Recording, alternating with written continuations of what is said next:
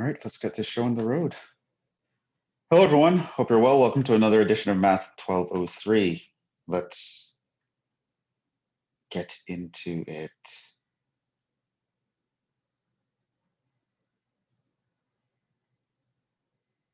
Okay. Screen is up. You can see the chat. Probably see you guys. I don't know if anyone has their camera on. But... okay, so, there we go. There's some people. There's James. What's up? All right, let's actually jump into it. We have a whole new topic to start. Last time we went over, just to remind you, we went over L'Hopital's rule. We actually did all of these examples, right? L'Hopital's rule is just another special limit technique that allows us to take limits of two special indeterminate forms. These are the infinity over infinity and the 0 over 0. Once we have limit forms of that type, we're allowed to differentiate the top, differentiate the bottom, and find that new limit that way. We went over examples doing that and some tricks and tips on how to rewrite stuff, when to factor, when to introduce an e to the ln of something, etc. So yeah, hopefully those examples were fine. That pretty much wrapped up what I wanted to do with the L'Hopital's rule part. We didn't do linear approximation that day. Should probably get rid of that. We're going to do linear approximation right now.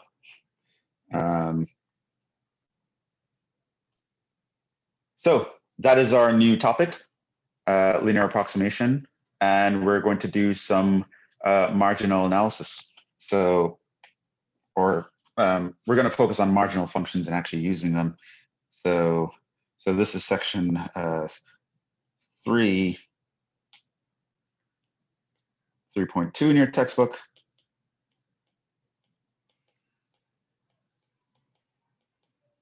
Linear approximation and marginal analysis.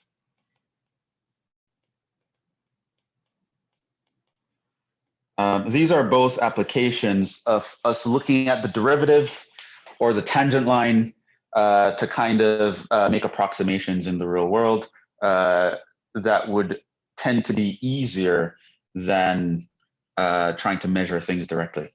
So let's actually talk about that. So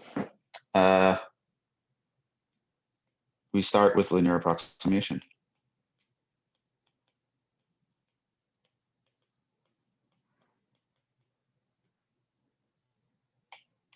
This is a super important application. It's one of the main things why we use derivatives, actually.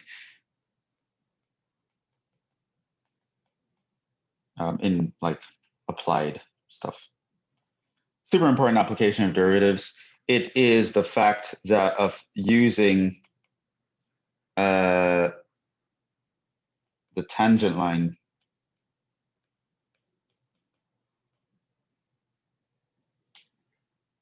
to a function at a certain point to approximate outputs of the function near that point.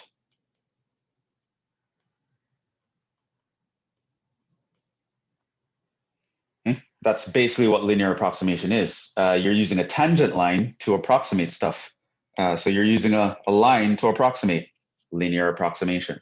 And the line that we're going to use is the tangent line, because it was developed in such a way that the more I zoom into my function, the closer the tangent line and the function will behave to each other, assuming the function is differentiable at the point where the tangent line is based. So yeah, so here's the idea.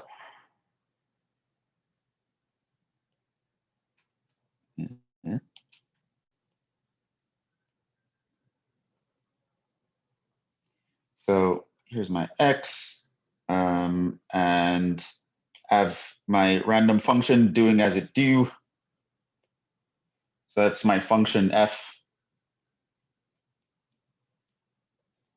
Okay. Now let's say, suppose at some point, I know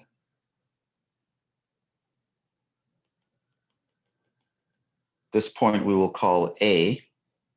I know what the output is.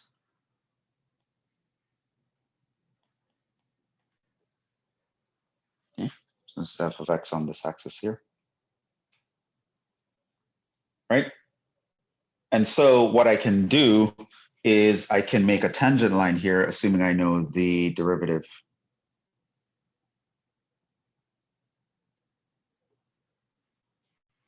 Okay.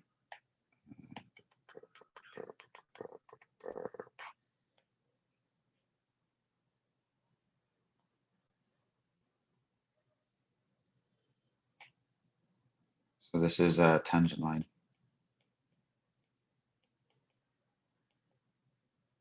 to f at x equals a, right?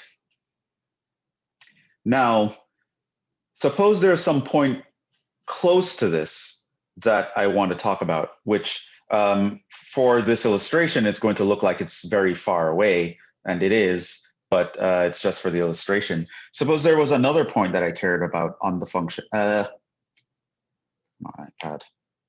Suppose there was another point that I cared about on the function, like here. That was a little ways off from A. Call that point x.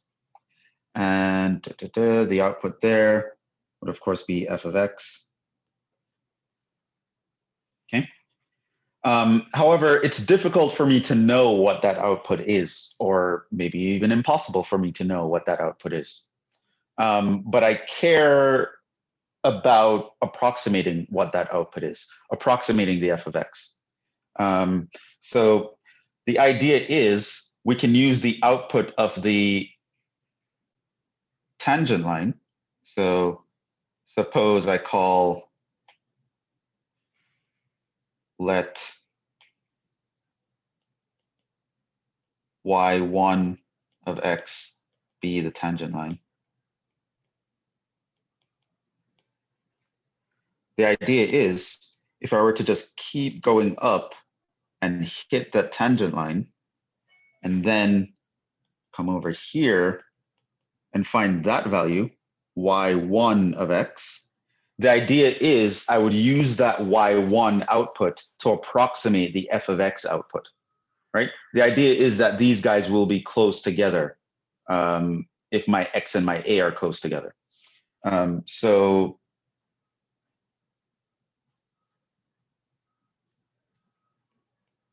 idea, the y1 can be used as an approximation of the f of x. Okay. Now let's talk about some terminology. If you were to, do I want a different color here? Let's go with a different color when in doubt. All right. So if you look at the original point as our base, right? And then I look at this new point that I care about, x. The difference in those two, that is called delta y, right? So that was there was a change in the y value.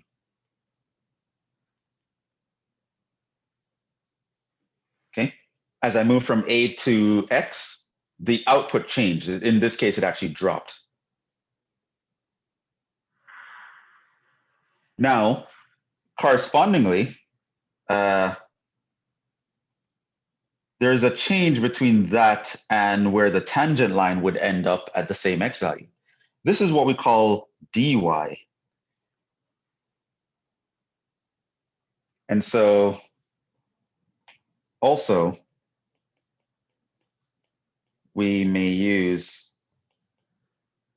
dy to approximate delta y, right?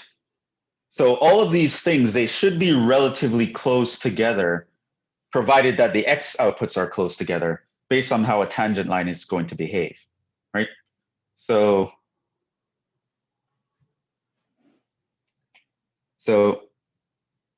this means, so now y1 will have equation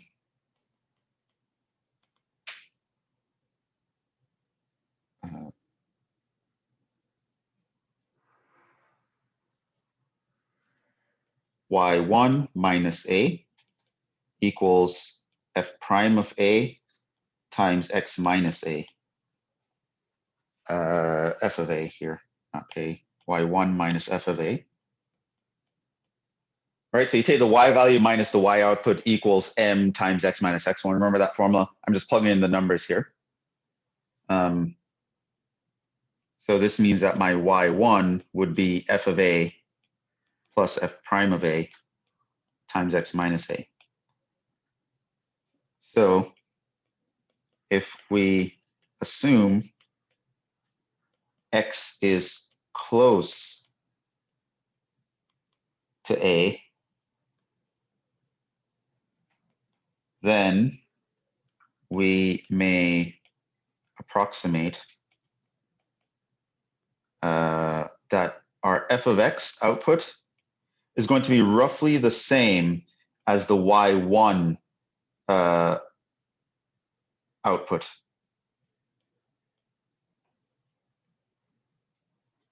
And so this is going to be roughly the same as f of a plus f prime of a times x minus a.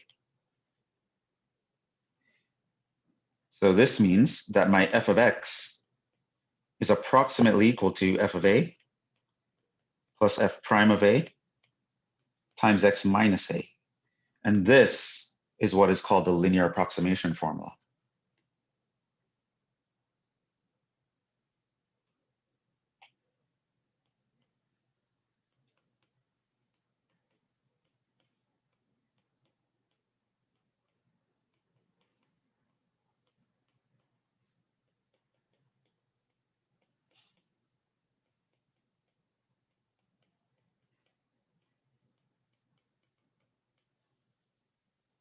And that's kind of a parenthetical statement. But that's the formula. That's how we do linear approximation. Essentially, we just pretend that the value of the function is exactly what the tangent line output would be. And you can't assume that in general because the function might not be a straight line. But when we're super close together, the tangent line and the function are doing roughly the same thing. Not exactly the same thing, but pretty close. So the closer x is to a, the better the approximation.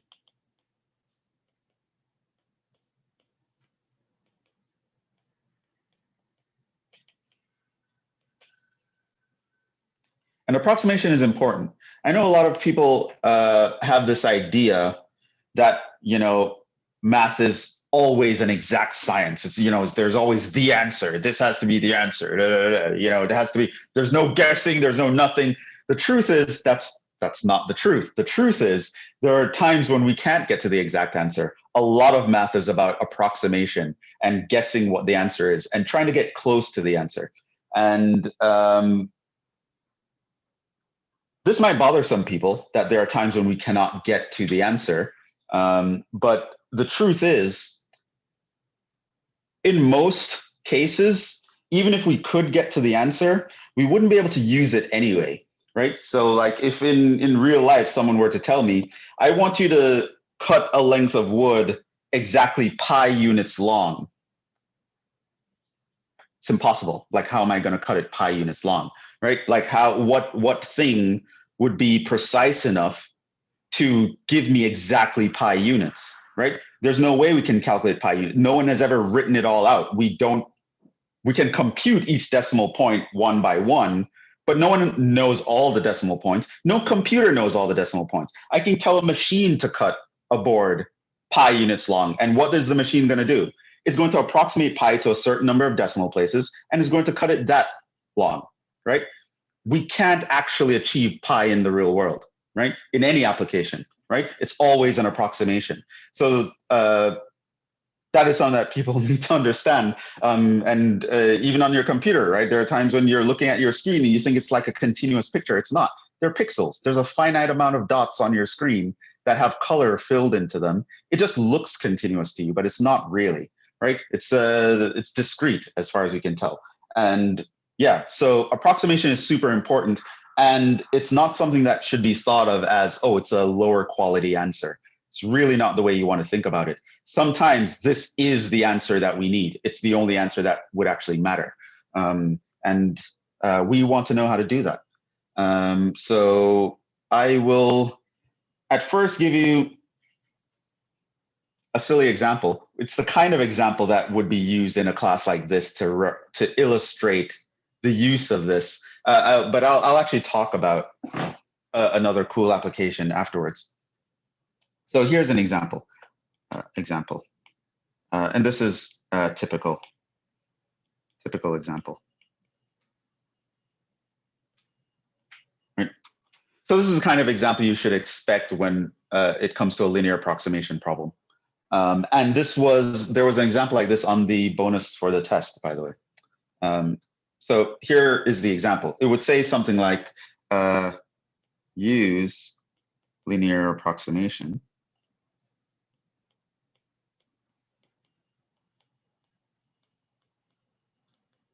to estimate,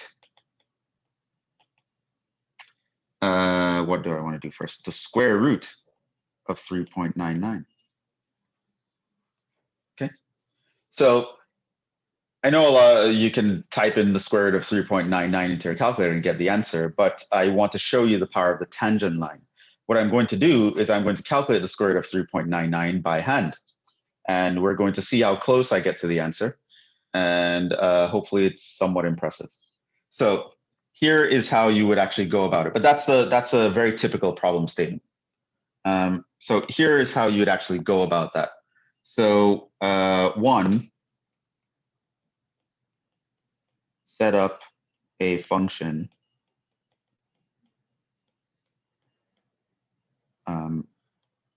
whose output would measure what you want to approximate.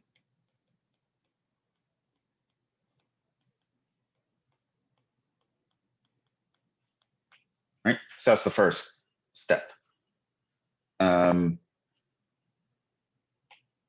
So if I want to set up a function that is going to approximate what I want to estimate, what do you think that function would be? I want to estimate the square root of 3.99. What do you think a nice function would be?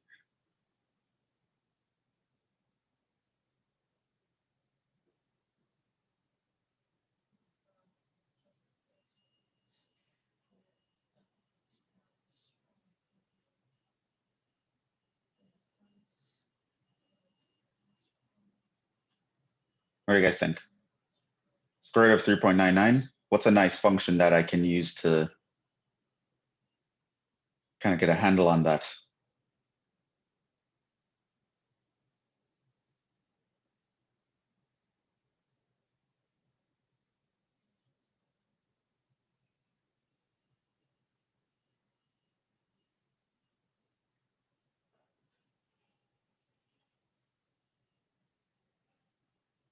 Go on, make a guess. It's probably what you're thinking. It's not meant to be like a tricky question or anything. It's probably the first thing that came to your mind is probably the answer. F of x equals the square root of x. Square root of x. Yeah. And notice, of course, what you want to approximate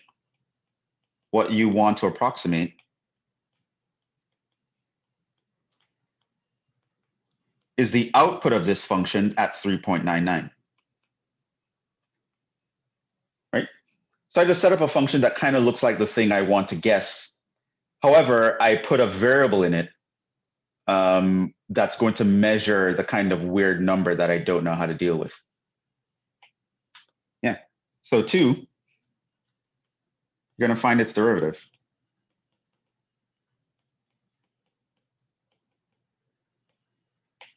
Which we know what that is. That's f prime of x equals 1 over 2 rad x.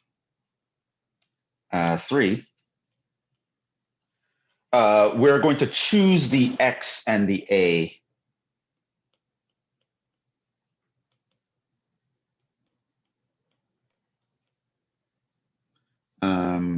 So what I want to say about that is the following. So x is all numbers are beautiful, but the ugly number, or the number for which we want to approximate f of x. The a is a nice number. Nice computationally, right? All numbers are nice. Close to x, and that's actually super important. There can be many nice numbers, but not all of them will be close to x. You want to get as close to x as possible. That we know f of a and f prime of a for, or can compute without much trouble.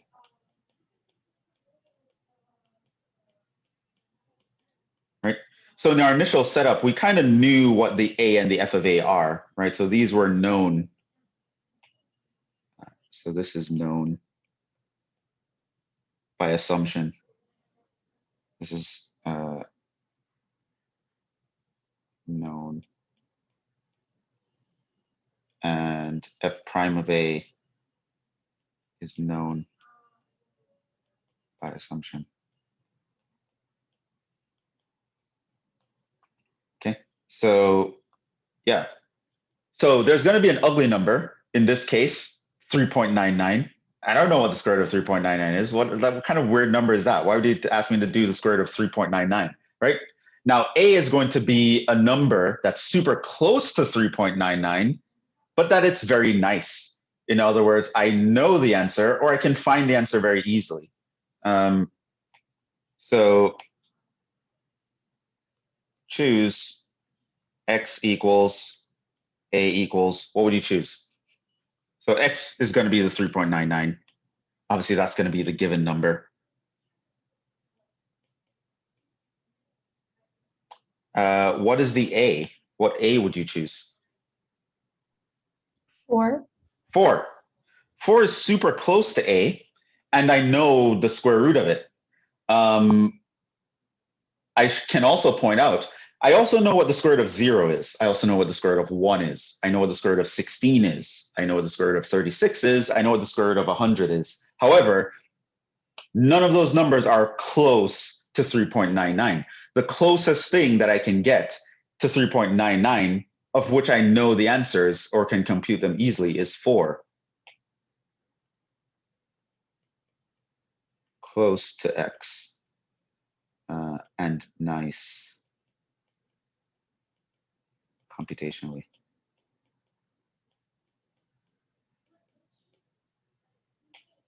Okay. So once you choose these guys, you are now going to, I mean, that I wrote that as a separate step, but I mean, you can kind of move into this as another in one. So you're going to find your f of a and your f prime of a. So the idea is these need to be known, right? They need to be constants in your equation. So here, I know that my f of x is the square root of x. This means that my f of a is f of 4, or in other words, the square root of 4, which is 2. I know that my f prime of x is 1 over 2 rad x. this means that my f prime of a is f prime of 4, which is 1 over 2 rad 4, which is 1/4. Right? So I have those numbers and I could get to them pretty easily, right? So I can know that. All right, now comes the nice part. You're going to plug into your formula. What step is this? 5.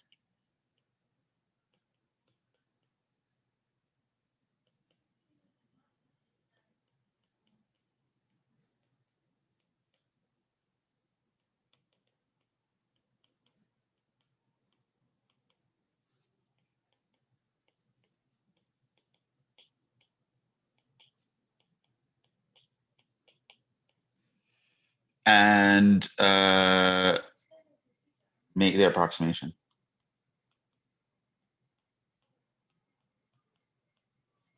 Okay. So now you know that f of x is approximately f of a plus f prime of a times x minus a. So this means that your square root of 3.99, that is going to be f of 3.99.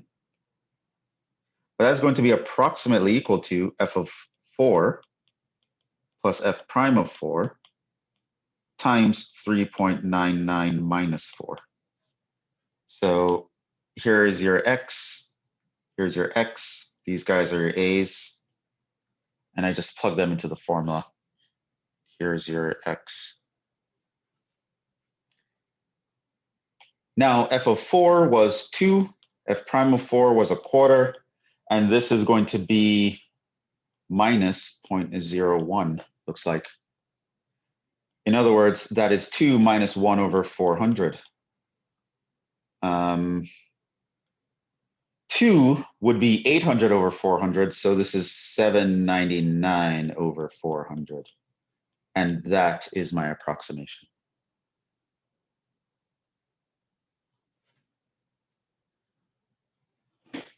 So someone asks you, oh, you took calculus, how are you going to use that in your life? You're going to be like, well, if I was stuck on a desert island, didn't have a calculator, and I need to know the square root of 3.99, I could do it like that, right?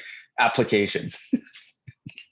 But this is really just an illustration, right? So, but that would be what my guess would be. Now, for fun, let's see how close this actually is. 799 over 400 is approximately equal to what?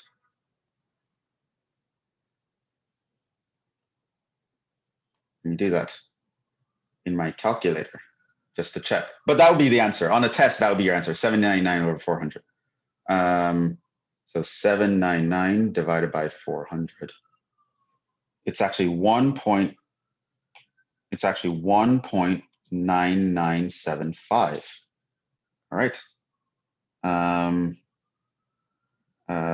Actual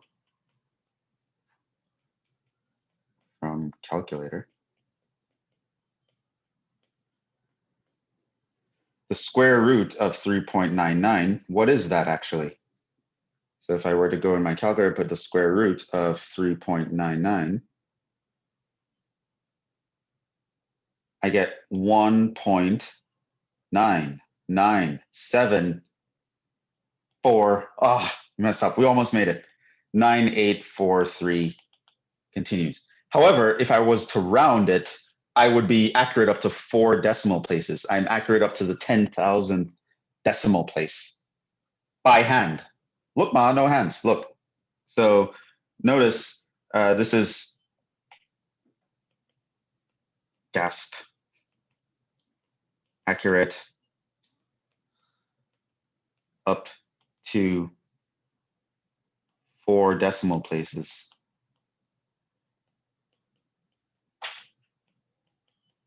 With rounding.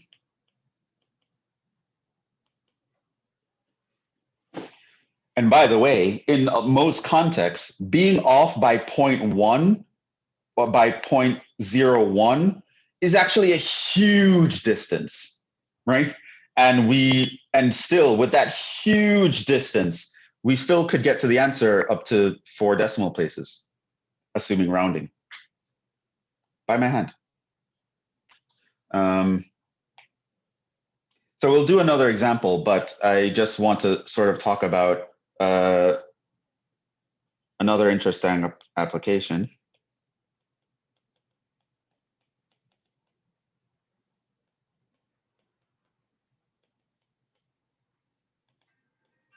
Predicting the future. Oh. So sometimes when I say the function is hard to calculate or know what the output is, sometimes I mean that in the most extreme way, in the sense that the function doesn't actually exist yet where we want to look. So one of many financial models would use tangent line approximations. Right? I mean, models are way more sophisticated these days, but I'm going to show you a basic idea.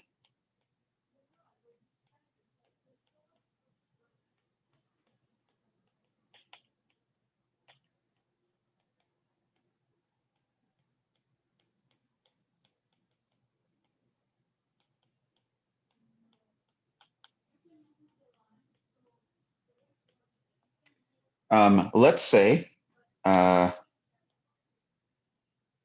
was measuring the price of a stock over time.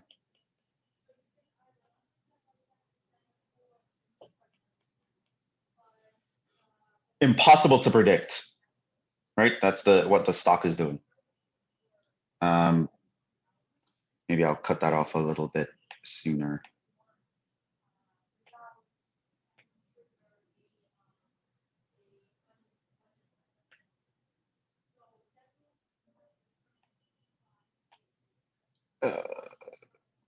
Come on, iPad. Okay, like right here. I needs to get in. So this here is the now. But the now is old news. You don't make money in the markets with the now. You make money in the markets by predicting the future. Now, the function itself over here is super complicated. You're not going to be able to predict that. Forget about it. But even harder to predict is what the function is going to do over here. Now, if I could know what that is, I could make money either way. Whether the stock goes up or down, I can make money, right? If I want to make money, and I know it's going to go up, I would buy the stock now and sell it in the future. If I wanted to make money and the stock was going down, I could short the stock. In other words, I borrow the stock now, sell it now, buy it back in the future at a lower price, and then give it back to the person I borrowed it from. This is called short selling, right? So whether the stock goes up or down, I can make money, right? But who knows what's going to happen, right? So here's the thing. If I can go very close to now, so there's the future close to now,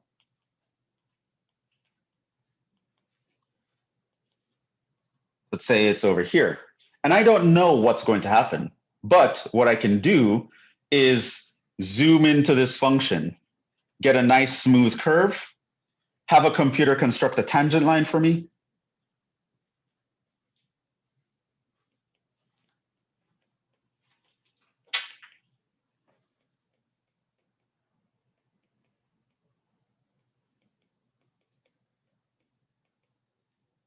And then I would use that to be my prediction for a little bit farther from now.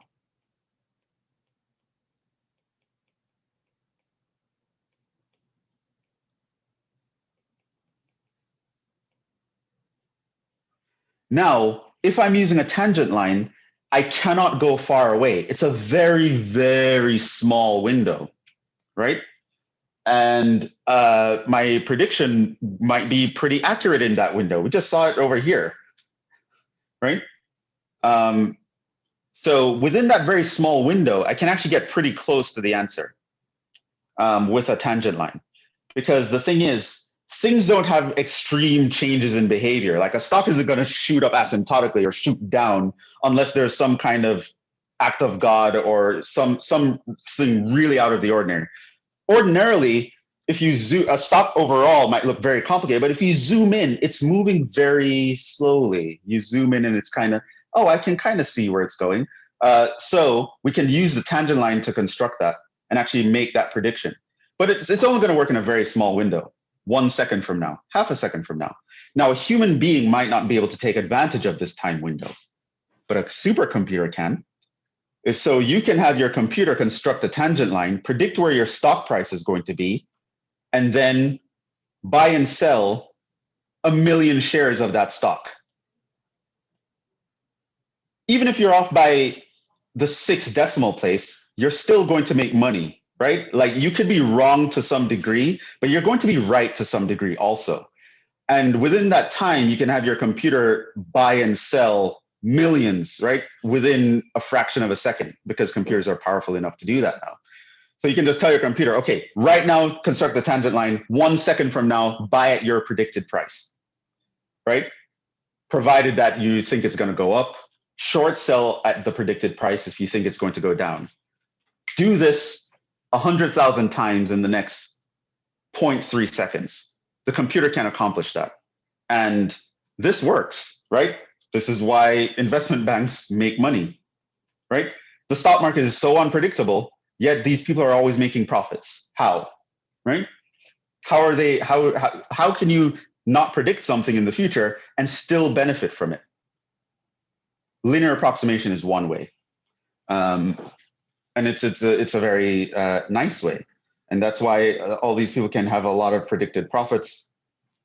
Aside from, policies and people doing bad stuff, like the math actually will check out and they would be profitable anyway.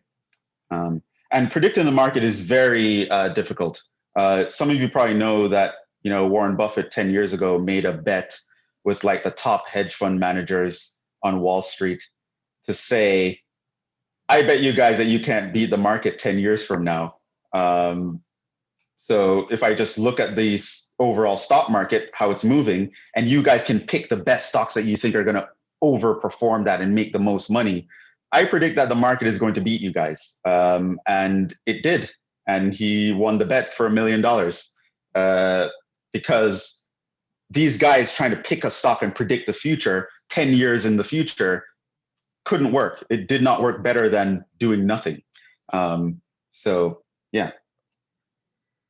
But yeah, that's how something can happen. And if you have a powerful enough computer, you can take advantage of those small time windows. So I thought I just would share that. So just so that the examples I'm telling you don't just seem completely ridiculous, like no one would do that. Yeah, no one's going to use this to approximate the square root of 3.99. I know that. But here's something that's a little bit more exciting that maybe you might find interesting that I decided to tell you. But for us, these are the kind of examples I'm going to ask you in this class. So here's another one.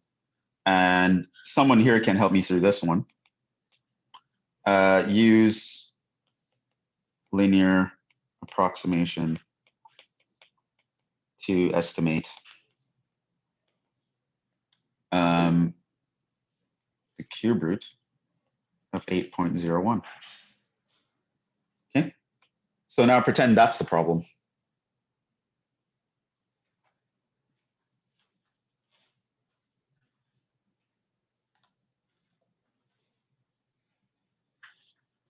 What do we do? This is, yeah, it's the last problem of today's lecture. We get through this and we're done. That being said, now that I remember, we don't have class on Friday. It's Good Friday. You don't have any classes on Friday at all, right? So you're off on Friday. So the next time I'll see you is Tuesday. And at that point, we'll go over the second part of this chapter that I wanted to cover, the second part of this section that I want to cover, which is marginal functions, which is another application of derivatives. But for now, until then, let's get through this problem. What do we do?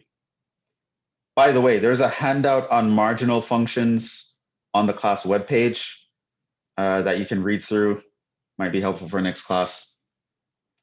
But yeah, what do we do here? Step one. Find the function. Find the function, which is? Get rid of x. Yeah, f of x equals cube root of x. Okay, what do we do now?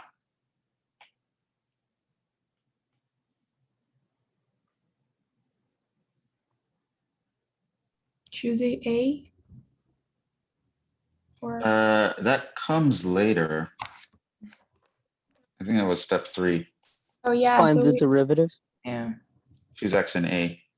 Because we're going to need to do something with that x and a, right? So what we're going to do is find the derivative, because that's what we'll need to plug in the a's into. So what is the derivative here? F of x equals x to the 1/3.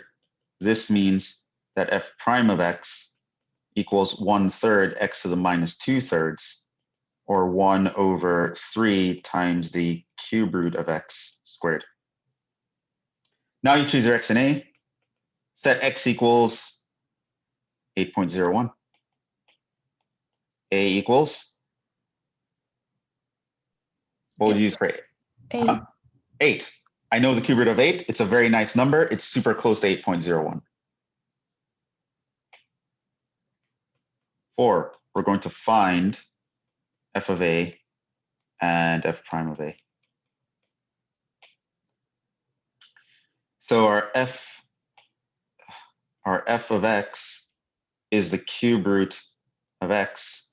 This means our f of a is going to be f of 8, which is the cube root of 8, which is 2. Our f prime of x is 1/3 times the cube root of x squared. This means our f prime of a is f prime of 8. So that's 1. Oh my God. That's 1 over the cube root, 3 times the cube root of 8 squared. So that's 1/3 times cube root of 8 is 2 squared. It's 1/12.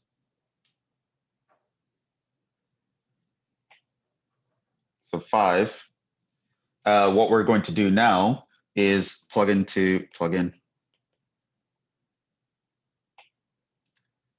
So I know that f of x is approximately equal to f of a plus f prime of a times x minus a. This means the cube root of 8.01, well, that's the same as f of 8.01, but that's approximately equal to f of 8 plus f prime of 8 times 8.01 minus 8. This is going to be 2 plus 1/12 times 0.01. This is going to be 2 plus 1/1200. 2 can be thought of as 2400/1200. So this would be 2401/1200. And that would be the approximation. For fun. 2401/1200 is approximately, or look into my calculator, 2401 divided by 1200, 2.0008333. I think that goes on forever. It's all threes through bar. And if I were to actually do the cube root of 8.01, 8.01 raised to the 1 divided by 3rd power. Okay, actual from calculator. I mean, they're both from a calculator, but you know what I mean. this came by hand, right? This is from the calculator. So it is 2.00083. We're already at 5 decimal places. That's nice. 298. We messed up. However, with rounding, I have 6 decimal places.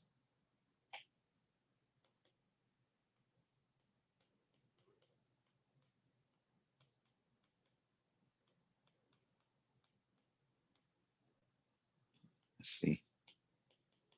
With rounding.